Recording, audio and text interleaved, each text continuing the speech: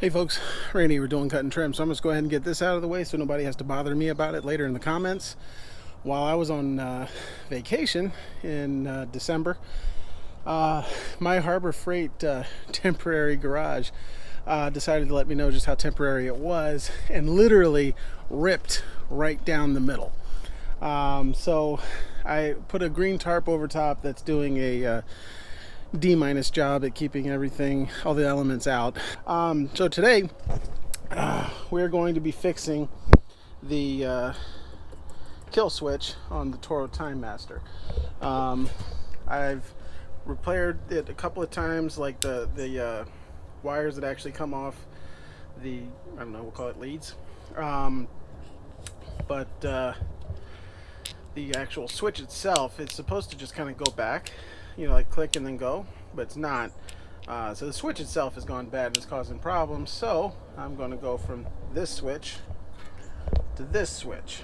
I've been using this switch on the Toro Pro line for a couple years at this point, and it's worked perfect. So I'm going to put it on here. Obviously that doesn't fit in that hole, it's a little too big. So I'm going to use this bad boy to clean that out.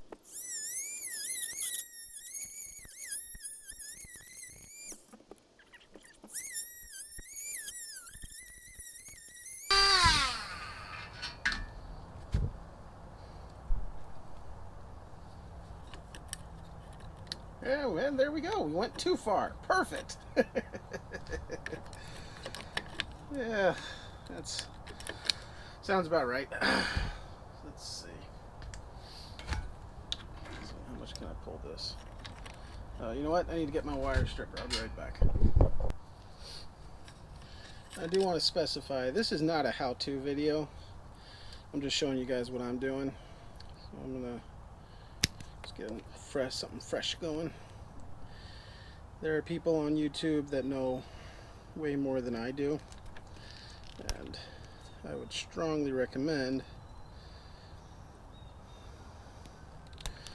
you take their advice and not mine. So just, you know, bear that in mind.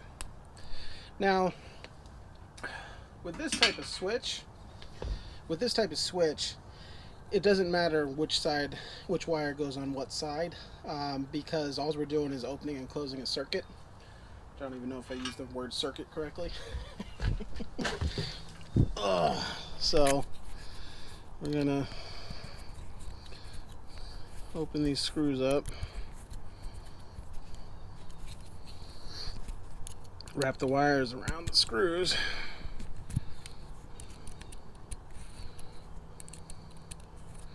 Now, something I should have told you, if this was a DIY, if this was a how-to video and not you just watching me do it, I would have definitely told you to make sure you pulled the spark plug boot off the spark plug to ensure that it wouldn't start.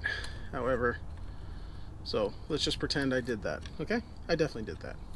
We all know I did that. Stop questioning whether or not I did that. I wonder if this would, oh, you know what? Yeah, I'm gonna do, to make my life easier, I'm going to take this cover off so that way I can just slide it up. Of course, once I get this done, I got to solve the problem of how I'm going to keep this thing mounted in here because I cut too much of the plastic away. I'm sure that's not lost. So, just going to bend down a little bit just so you can see it a little better. So, I'm going to twist her up a little bit without stabbing my fingers. And then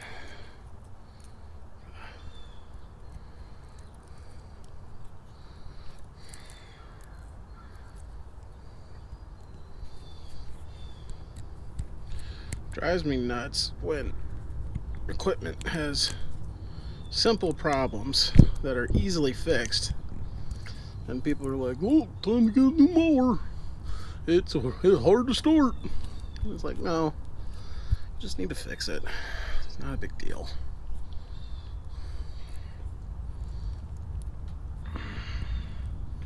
Huh. Always cracks me up. Sometimes things are just so much easier and sometimes they're not. It's kind of like I've been wiring. There we go. Cool. So, oh yeah, I've been wiring the office, and you know, you're putting in the what do you call them? Putting the come on, words. That's what I get for trying to talk and do something at the same time. So that's the off position. So that's okay. That's good. So, it is hilarious just how much I cannot talk and work at the same time. I really want to say what I want to say, but the words just aren't working, which is kind of funny because the words to make fun of me for not being able to do it are coming just fine.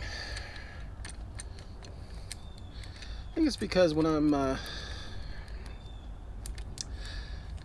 if I'm not an expert on something, I'm a little less comfortable talking about it, but I'm an expert at how much of an idiot I am, so or at least I'm an expert on my flaws, so that explains that.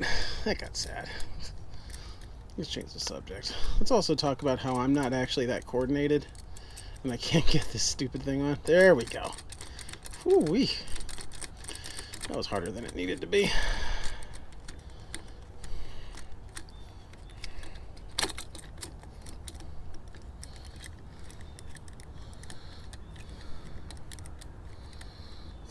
That down. Alright, so that's on there. So now it's on, but it just kind of hangs loose. So, you know, if you want to start the mower, that'll start it. You want to turn it off, that's all you gotta do. We should test it just to make sure. Oh, I believe it's got gas in it, and yes, the back is open, so I'm being safe. Don't worry.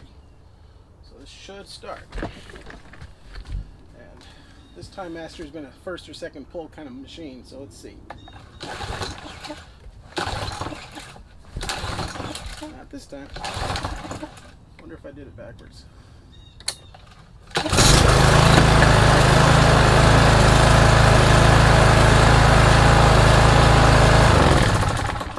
Oh, it's actually more convenient. So, oh, that actually worked out great. All right, so here's the thing. When I want the mower to be on, this has to be close. So here's something I was concerned about. I get up close to bushes.